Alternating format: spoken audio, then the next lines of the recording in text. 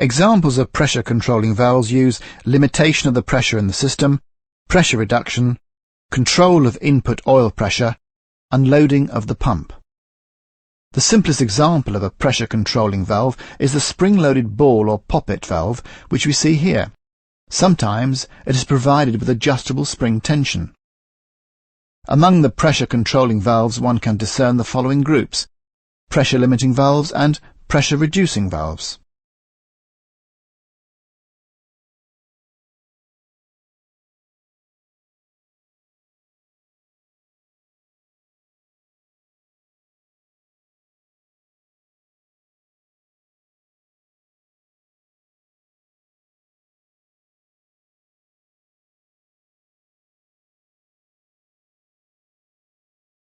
The function of the pressure limiting valves is to prevent the oil pressure in a system from exceeding a set value.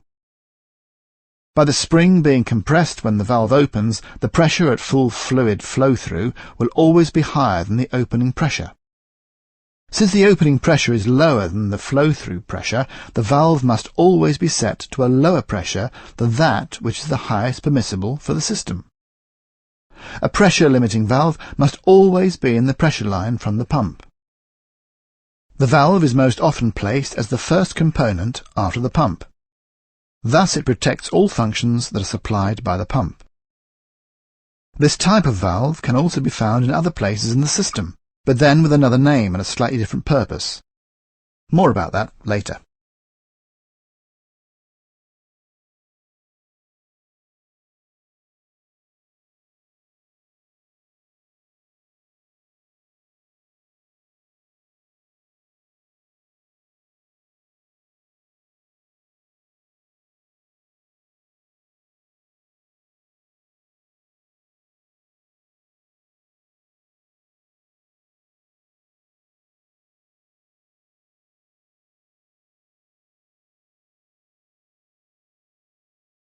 In systems with high pressure and high flow, it is preferable to use pilot-controlled pressure-limiting valves.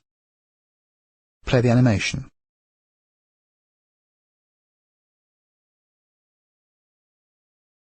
A small spring-loaded pressure-limiting valve is built in as pilot valve in the main valve. A channel ensures that there is the same pressure on both sides of the large valve peg. When the pressure increases, the pressure also increases against the pilot valve's peg. When the pressure on the pilot valve is increased to opening pressure, the oil pressure drops on the main valve's rear area, and it also opens after a moment. Since the opening pressure in principle is the same as the flow-through pressure, the valve can be set to the highest permissible for the system.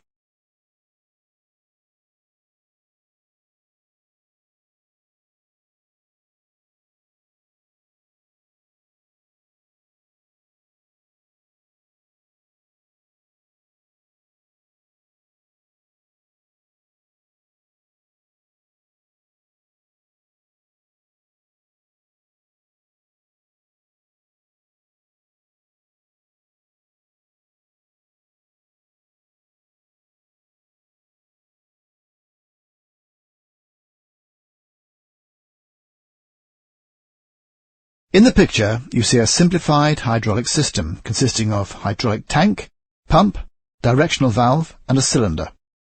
You see that the system is of the type open center. To get the cylinder's piston rod to move up, we must change the directional valve's position and connect the cylinder's plus side to the pump and the minus side to tank. Even when the cylinder has reached end position, the pump will continue to deliver a flow to the cylinder. This makes the pressure increase in the system, and its weakest link ruptures when the pressure becomes too high. Play the animation.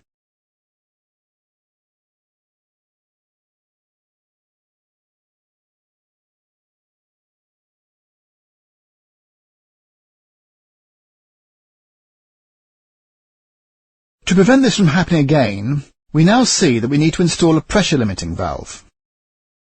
We place it as close as possible to the pump to protect the system. Start the animation.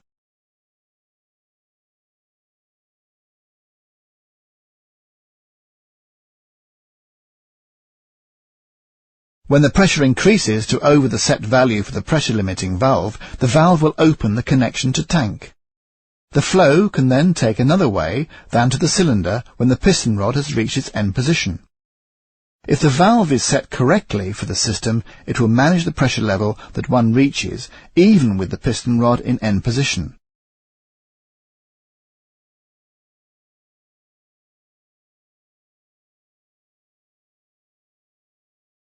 Now, if a strong force should load the piston rod when the directional valve stands in neutral position, what will happen if we try to lift the load by changing the position of the directional valve and connect the pump with the cylinder's plus side? The higher pressure on the right side of the directional valve and the internal leakage in the pump results in the oil beginning to flow towards the pump instead of in the opposite direction. This results in the piston rod being pressed down until the pressure in the system exceeds the pressure caused by the force on the piston rod. Start the animation.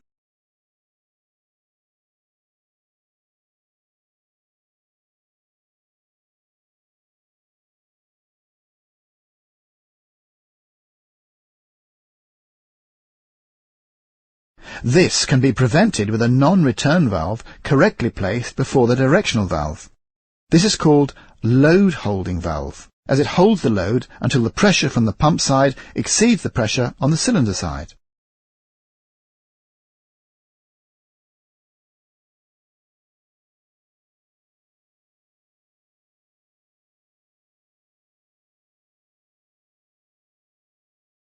Here we see the same system as before.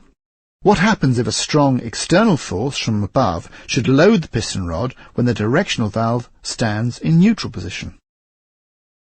Play the animation.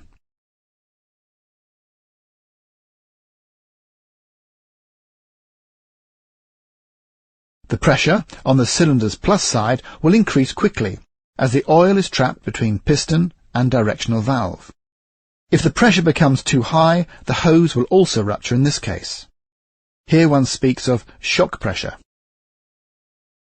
To prevent this from happening, one must install another pressure limiting valve in the system. We call the valve a shock valve and install it between the cylinder and the directional valve. That which happens is that the pressure is limited by the shock valve that opens a connection to tank for the surplus oil when the pressure exceeds the valve setting. Start the animation.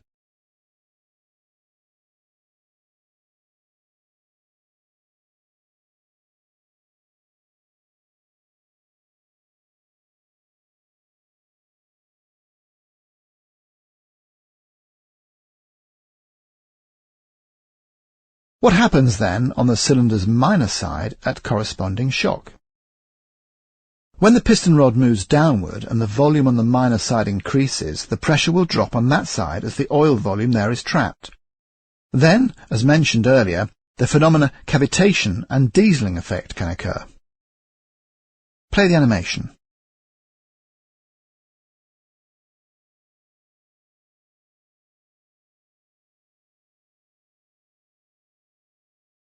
Cavitation or dieseling effect can be prevented by installing a non-return valve between the cylinder's minor side and the tank. We call it an anti-cavitation valve because when it opens, oil is pressed into the cylinder's minor side if a vacuum is created there.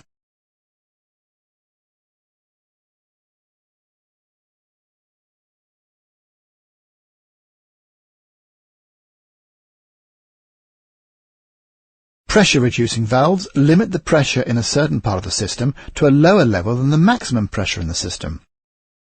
As a rule, they also maintain maximum pressure in the subsystem at a constant value, regardless of pressure changes in the main circuit.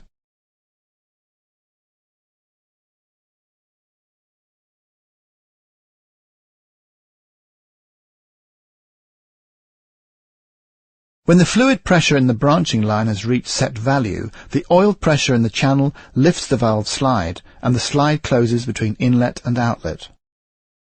The spring housing is connected to tank to prevent hydraulic lock.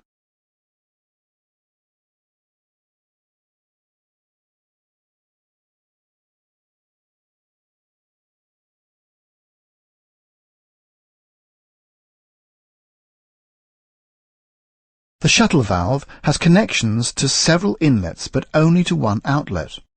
The incoming oil with the highest pressure is connected to the outlet, and the inlet with the lowest pressure is closed by a sealing steel ball. A shuttle valve is used where several different signals can activate one and the same function, or if prioritizing of different pressures is necessary.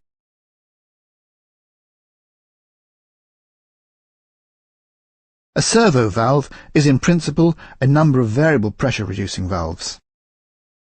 This means that the valve can reduce the incoming servo pressure to a lower output control pressure. With this pressure, directional valves can be controlled variably so that the movement speed of users can be varied. Start the animation.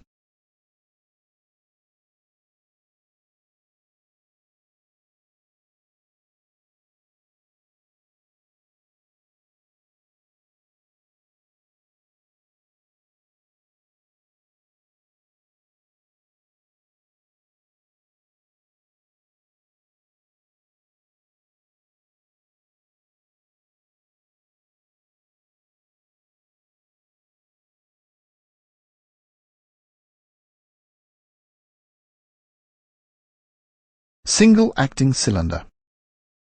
On the left we see a single acting cylinder, and its piston is returned to its start position by an external load or a spring. The oil can be supplied to the cylinder on the piston rod side or on the opposite